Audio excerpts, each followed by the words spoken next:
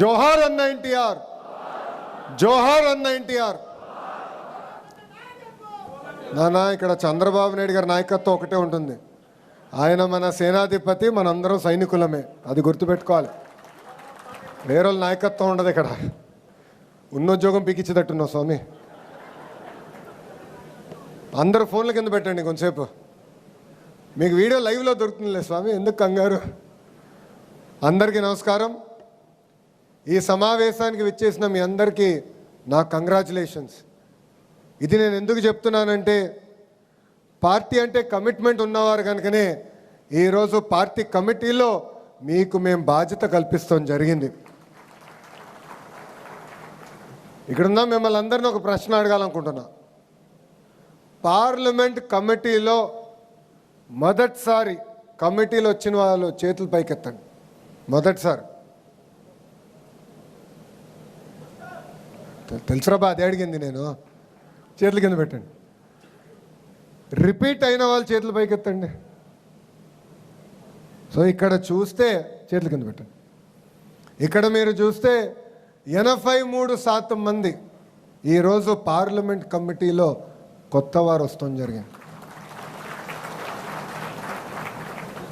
నేను అనేక సార్లు చెప్పాను, సీనియర్ని జూనియర్ని నేను సమానం గౌరవిస్తా, పనిచేసే వాళ్ళని నేను ప్రోత్సహిస్తానని చెప్తాం జరిగింది.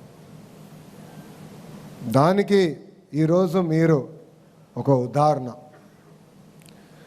దేశంలో అనేక ప్రాంతీయ పార్టీలు ఉంటాయి. ఆ ప్రాంతీయ పార్టీలు ఒక్కసారి ప్రతిపక్షంలోకి వస్తే ఎలాంటి ఇబ్బందులు ఎదుర్కొంటాయో మనందరం చూస్తాం జరిగింది. నేను ఎన్నోసార్లు చెప్పా, విశ్వవిఖ్యాత నట సార్వభౌమ స్వర్గీయ శ్రీ నందమూరి తారక రామారావు గారు ఏ ముహూర్తంలో ఈ పార్టీ స్థాపించారో నాకు తెలియదు, కానీ భారతదేశంలో ఏ పార్టీకి లేని కార్యకర్తలు ఒక తెలుగుదేశం పార్టీకే సొంతం అవుతారు. మన బలం బలగం మన కార్యకర్తలు. మనం ఆనాడు చూసాం, ఒక పుంగనూరు నియోజకవర్గంలో ఒక తాత నామినేషన్ వేసేదానికి వెళ్తే ఆ పత్రాలు లాక్కునేదానికి ఆనాటి పాలకులు ప్రయత్నించారు. మీసాలు మెలేసి తొడగొట్టి రా బిడ్డ రా అన్న అంజిరెడ్డి తాతనే నాకు స్ఫూర్తి. మంజుల గారిని చూసాం, మాచర్ల నియోజకవర్గంలో ఆమె పోలింగ్ బూత్ దగ్గర కూర్చున్నారు. వైకాపా నాయకులు ఆనాడు ఆమె పైన దాడి చేసి రక్తం కారుతున్నా కూడా చివరి ఓటు పడిన తర్వాతనే ఆమె ఆసుపత్రికి వెళ్ళింది. పక్కనే విజయవాడలో చూసాం, కొంతమంది రౌడీలు మన గాంధీ గారి పైన దాడి చేసి ఆయన కంటి చూపు పోయినా జై తెలుగుదేశం అని నిలబడ్డారు. పల్నాడులో చూసాం, తోట చంద్రయ్యని చూసాం, మెడపై కత్తి పెట్టి వాళ్ళ నాయకుడు పార్టీకి జై చెప్పమంటే జై చంద్రబాబు జై తెలుగుదేశం అని ప్రాణాలు కోల్పోయారు. ఇది మనందరం గుర్తుపెట్టుకోవాల్సిన అవసరం ఉంది. మడమ తిప్పుతాం, మాట మార్చుతాం, మన బ్లడ్లోనే లేదు. ఈరోజు సంక్షేమ కార్యక్రమాలే దేశానికి పరిచయం చేసింది తెలుగుదేశం పార్టీ. 1983 నుంచి మన అద్భుతమైన సంక్షేమ కార్యక్రమాలు చేస్తున్నాం. 2 రూపాయలకి ఆనాడు కిలో బియ్యం కానీ, జనతా వస్త్రాలు కానీ, మహిళలకు ఆస్తుల్లో సమాన హక్కు కానీ, పటేల్ పట్వారీ వ్యవస్థ రద్దు చేస్తాం కానీ, ఇలా అనేక సంక్షేమ కార్యక్రమాలు అన్న ఎన్టీఆర్ తీసుకొచ్చారు. అన్న ఎన్టీఆర్ని స్ఫూర్తి తీసుకుని సంక్షేమ అభివృద్ధి జోడెద్దుల బండిగా ముందరికి నడిపిస్తున్నాడు మన నాయకుడు చంద్రబాబు నాయుడు గారు. ఈరోజు భారతదేశంలో అభివృద్ధి సంక్షేమానికి ఒక బ్రాండ్ అంబాసిడర్ ఉన్నాడంటే అది 3 అక్షరాల పేరు, ఒక సిబిఎన్ మాత్రమే. ఆయన ఎప్పుడు ఒక ట్రెండ్ సెటర్. 75 సంవత్సరాల వయసు అయినా నేను నవ్వుతా చెప్తా ఉంటా, ఆయనలో 25 సంవత్సరాల కుర్రోళ్ళు ఉన్నారని. ఒకరు కాదు, 3 ఉన్నారు ఆయనలో. ఇప్పటికీ పరిగెడతారు.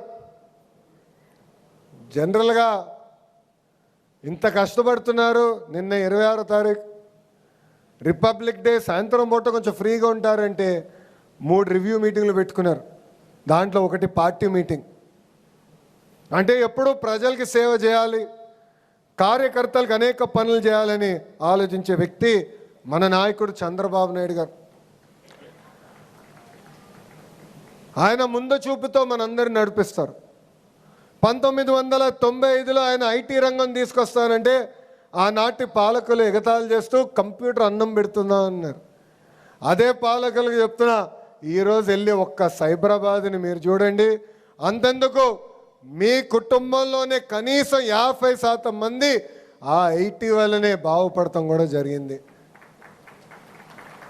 ఈరోజు అనేక పరిశ్రమలు ఆంధ్ర రాష్ట్రానికి వస్తున్నాయి. దానన్నిటికి కారణం మన నాయకుడు చంద్రబాబు నాయుడు గారు. ఒక ఆర్సిలర్ మిత్తల్ కానివ్వండి, గూగుల్ కానివ్వండి, అదేవిధంగా మనకి కాగ్నిసెంట్ కానివ్వండి, ఇలా అనేక పరిశ్రమలు ఆంధ్ర రాష్ట్రానికే సొంతం అవుతున్నాయి. మన నాయకుడు సంక్షేమ అభివృద్ధికి బ్రాండ్ అంబాసిడర్ అవుతే ఒక టీమ్ 11 ఉందండి. టీమ్ 11. ఆ టీమ్ 11 దేనికి బ్రాండ్ అంబాసిడరో తెలుసా? కల్తీ నెయ్యి, కోడి కత్తి, కల్తీ మద్యం. ఇది మనందరం ఒక్కసారి గుర్తుపెట్టుకోవాలని ఈ సభాముఖంగా కోరుతున్నా. వస్తున్నా, అన్నిటికి వస్తున్నా. ఎందుకు కంగారు స్వామి? సగం స్పీచ్ కూడా అవ్వలేదు. మన ఎన్నికల ముందల హామీలు ఇచ్చాం. దాంట్లో మొదటిది పెన్షన్.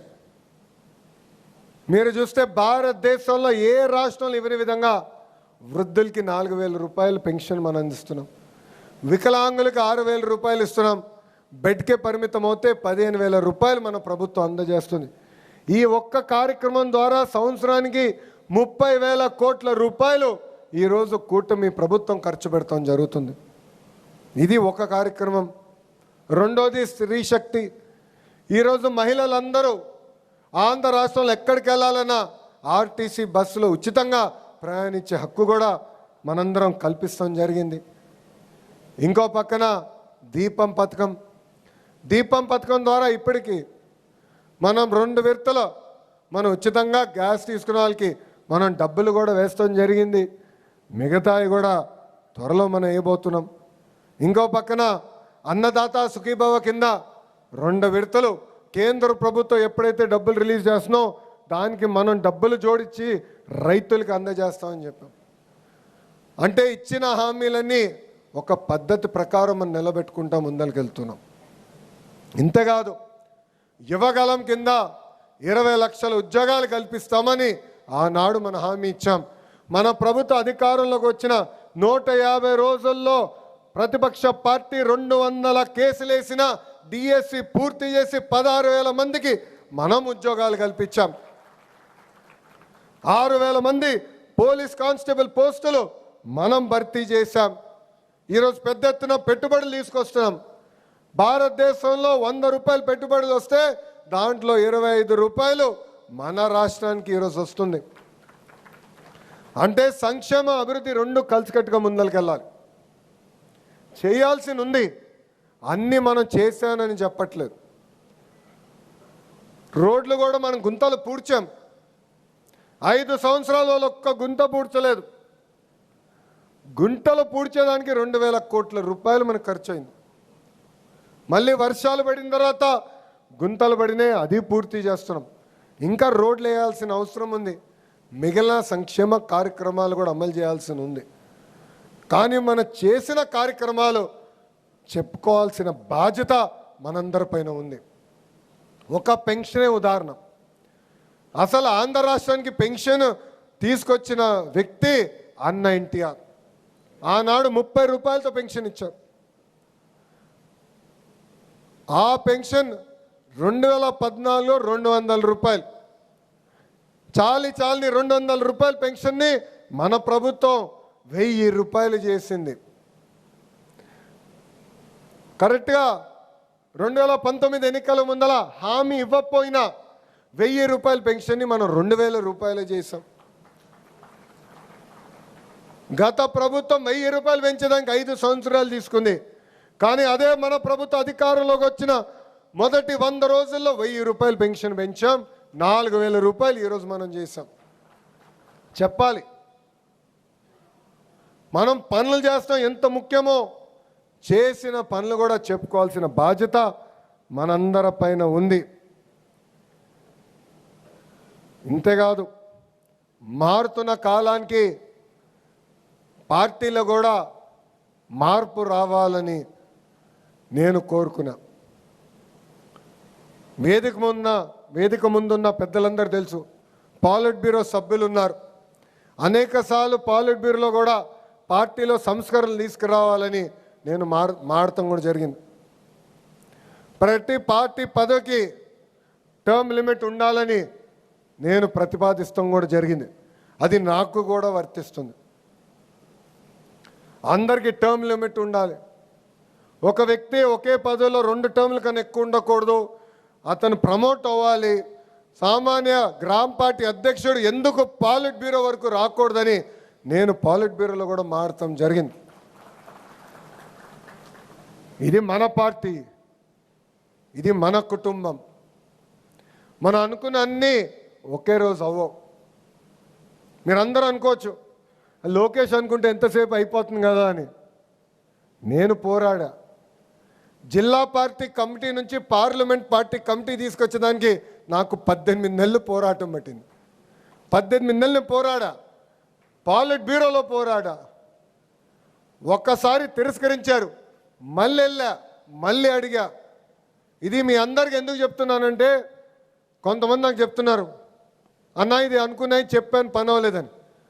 నమ్మకం దానికోసం 1 కాదు 2 కాదు 100 సార్లైనా మనందరం కలిసికట్టుగా పోరాడాలి. ఇది మన పార్టీ, ఇది మన కుటుంబం.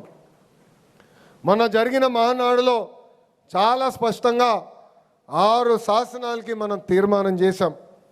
దాంట్లో మొదటి శాసనం కార్యకర్తలే అధినేత. మళ్ళీ రిపీట్ చేస్తున్నా, కార్యకర్తలే. ఇది నేను ఎందుకు చెప్తున్నానంటే, ఒక కార్యకర్త వస్తే గౌరవంగా పలకరించాలి, మాట్లాడాలి, సమస్యలు తెలుసుకోవాలి. అన్ని సమస్యలు మనం పరిష్కరించగలుగుతామని నేను చెప్పట్లేదు. మనం అనుకున్న అన్ని కోరికలు దేవుడు కూడా తీర్చలేడు కదబ్బా. మనం దేవుళ్ళు కాదు, మన మనుషులమే. కానీ ఆప్యాయంగా పలకరించాలి.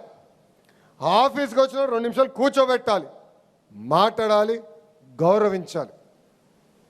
మనందరం గుర్తుపెట్టుకోవాలి, ఈ మొదటి శాసనం కార్యకర్తలే మన అధినేత. రెండోది యువగలం. యువత రాజకీయాల్లోకి రావాలి, పార్టీలోకి రావాలి.